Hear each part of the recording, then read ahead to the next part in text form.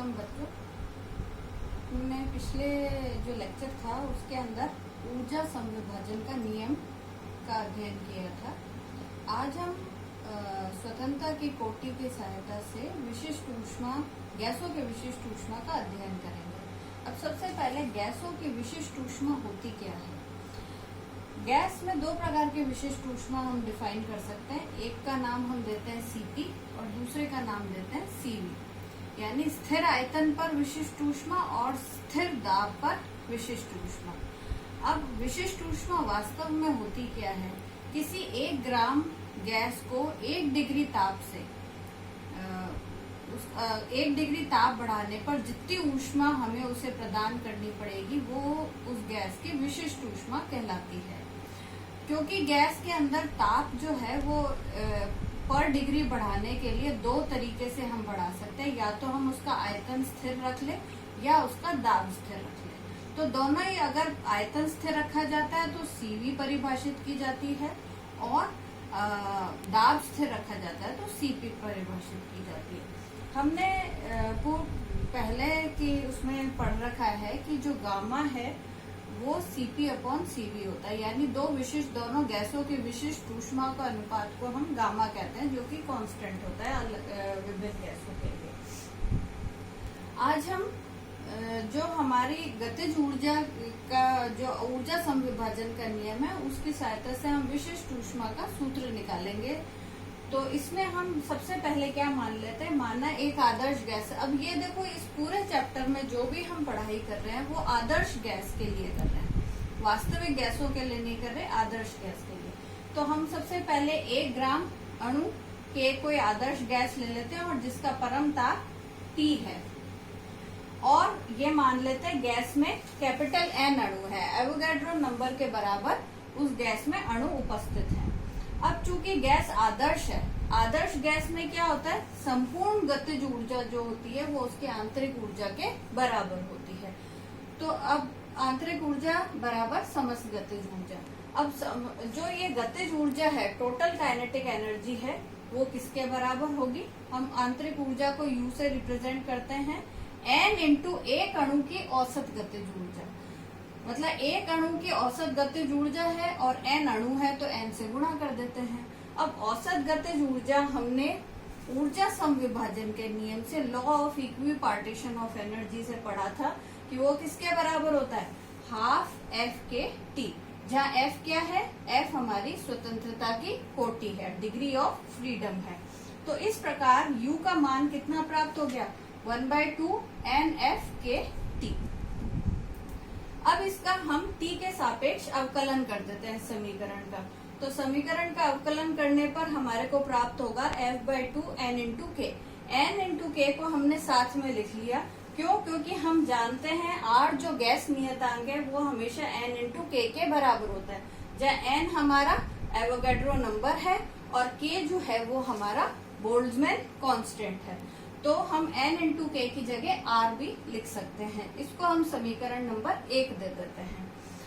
अब मान लो कोई जो ये गैस लिए हमने, उसके ताप में dt वृद्धि की जाती है, और किस पर की जाती है, स्थिर आयतन रखकर dt वृद्धि की जाती है। इससे गैस की जो आंतरिक ऊर्जा है उसमें वृद्धि हो जाएगी du के बराबर। तो ये हमने स्थिर आयतन पर रखी है और हम उसकी केवल आंतरिक ऊर्जा में वृद्धि क्यों मान रहे हैं, क्योंकि ऊष्मागतिकी का नियम जो है, प्रथम नियम, वो क्या कहता है कि किसी भी गैस को जब ऊष्मा दी जाती है तो वो 2 भागों में विभक्त होती है। एक तो उसका गैस पे कार्य करने में खर्च हो जाती है, कुछ हिस्सा उसका गैस पे कार्य करने में खर्च हो जाता है, लेकिन कुछ हिस्सा उसकी आंतरिक ऊर्जा में वृद्धि करता है। लेकिन अगर हम आयतन स्थिर रख दें तो क्या होता है, किया गया कार्य का जो सूत्र होता है वो हमारा PdV होता है। अब आपने आयतन को स्थिर कर दिया तो किया गया कार्य 0 हो जाएगा। इसलिए समस्त ऊष्मा जो भी गैस को प्रदान की जाएगी वो सारी की सारी उसकी आंतरिक ऊर्जा में वृद्धि करेगी। तो इस कारण से हमने क्या करा, du बराबर CvDT लिख लिया, जहाँ Cv क्या हो गया, हमारे स्थिर आयतन पे गैस की विशिष्ट ऊष्मा है। अब इससे हम du/dt निकाल लेते हैं, वो आपका Cv के बराबर होगा। अब समीकरण 1 और 2 की लेफ्ट हैंड साइड बराबर है, इसलिए राइट हैंड साइड को बराबर कर देते हैं। तो उससे आपका सीवी का सूत्र आ गया, सीवी बराबर F/2 इंटू आर। अब एक सूत्र है जो हमने पूर्व में पढ़ रखा है, वो है मेयर्स फॉर्मूला। मेयर का सूत्र क्या कहता है कि Cp माइनस Cv यानी गैसों के स्थिर दाब पर विशिष्ट ऊष्मा और स्थिर आयतन पर विशिष्ट ऊष्मा का अनुपात R के बराबर होता है। Cp minus Cv is equals to R। अब हम इसके अंदर Cv का उपरोक्त समीकरण से मान रख दे तो Cp का मान निकल जाता है। Cp का मान आ गया 1 प्लस F/2 इंटू R। अब 3 और 4 समीकरणों की सहायता से हम गामा निकाल लेते हैं। गामा आपका Cp अपॉन Cv होता है, तो इसको थोड़ा सा सिंप्लीफाई करा, हमारे पास गामा का मान आ गया 2/f प्लस 1।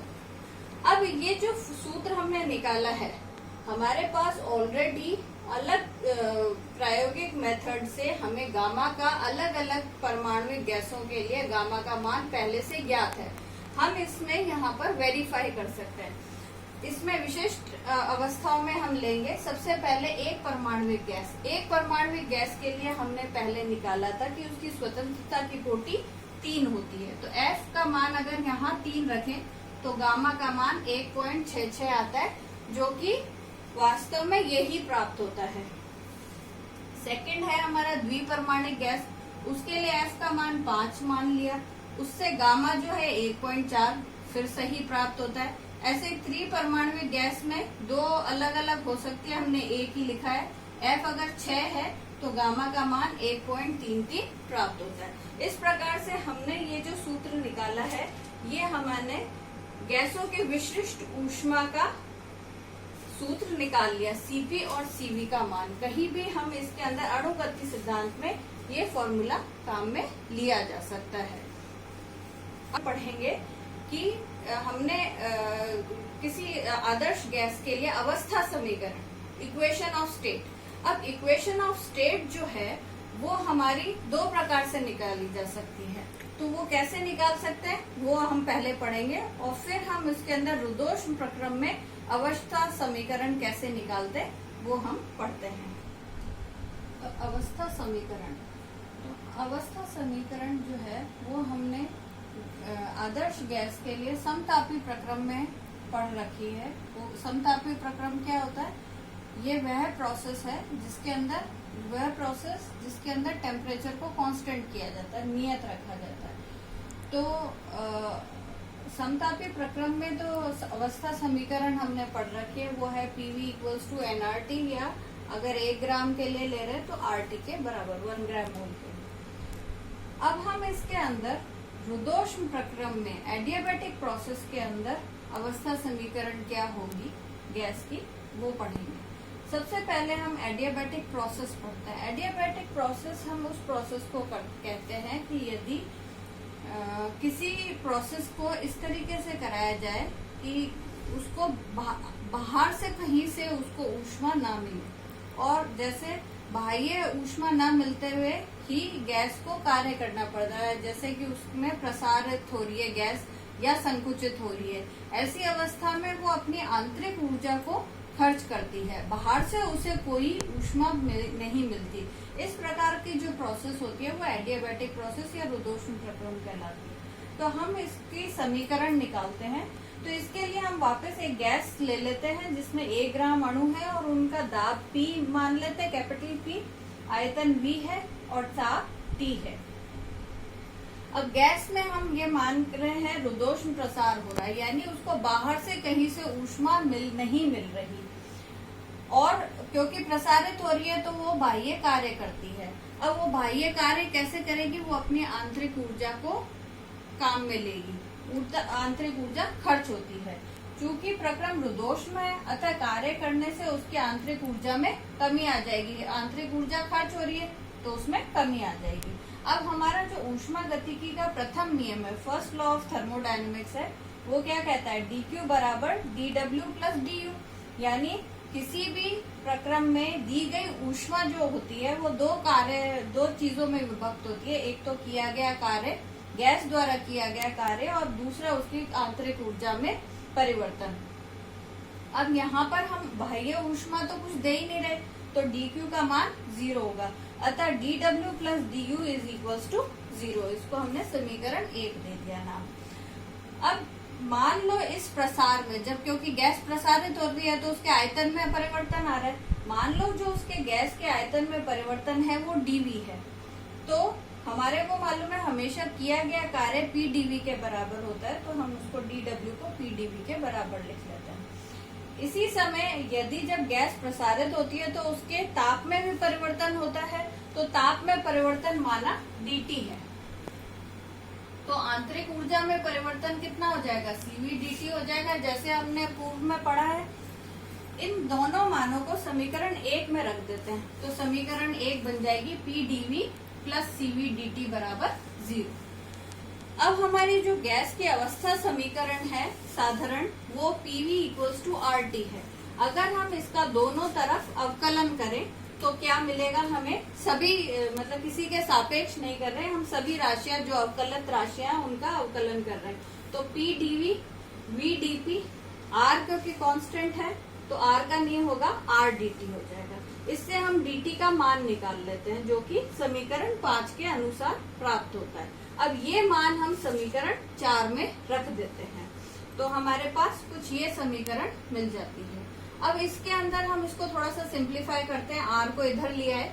अब देखो इसमें भी p dv है, इसमें भी p dv है, दोनों में से p dv कॉमन ले लिया, आपके पास आ गया r प्लस cv, और ये ऐसे के ऐसे ही रही। r प्लस cv किसे, मेयर के सूत्र के अनुसार cp के बराबर होता है, इसलिए इसको cp लिख लिया। तो हमारे पास फाइनली इक्वेशन आ गई cp p dv plus cv v dp बराबर 0। अब इसके अंदर इस समीकरण में हम इस राशि का भाग लगा देंगे, cv pv, इस राशि का पूरी समीकरण से भाग लगा देंगे, तो कोई फर्क नहीं पड़ता। अगर हम भाग लगा देते तो समीकरण में कोई परिवर्तन नहीं आता, लेकिन यहाँ पर जब हम करेंगे तो यहाँ cp अपॉन cv आएगी, p कैंसिल हो गया, v रह गया, ऐसे इसमें ये बाकी राशियां कैंसिल हो गई, खाली p रह गया। अब हम दोनों इसको cp अपॉन cv को गामा लिख लिया, तो फाइनली हमें इक्वेशन क्या प्राप्त हो गई, gamma dv upon v plus dp upon p बराबर 0। इसका हम समाकलन कर देते हैं, तो समाकलन करने पर हमारे को क्या प्राप्त हो रहा है, log p plus gamma log v बराबर 0। तो हमारे को समाकलन कर दिया, तो समाकलन करेंगे तो 1/v dv इसका log आ जाएगा, तो ऐसे ही इसके अंदर हम क्या आ जाएगा, log p plus gamma log v equals to constant. log में दोनों को कॉमन ले लेते तो ये आ जाएगा pv raise to power gamma is equals to constant, ठीक है। और हम इसका एंटी लॉग अगर हम ले तो एंटी लॉग लेने पर क्या हो जाएगा, pv raise to power gamma is equals to constant, जो कि हमारी रुद्धोष्म प्रक्रम में अवस्था समीकरण कहलाती है।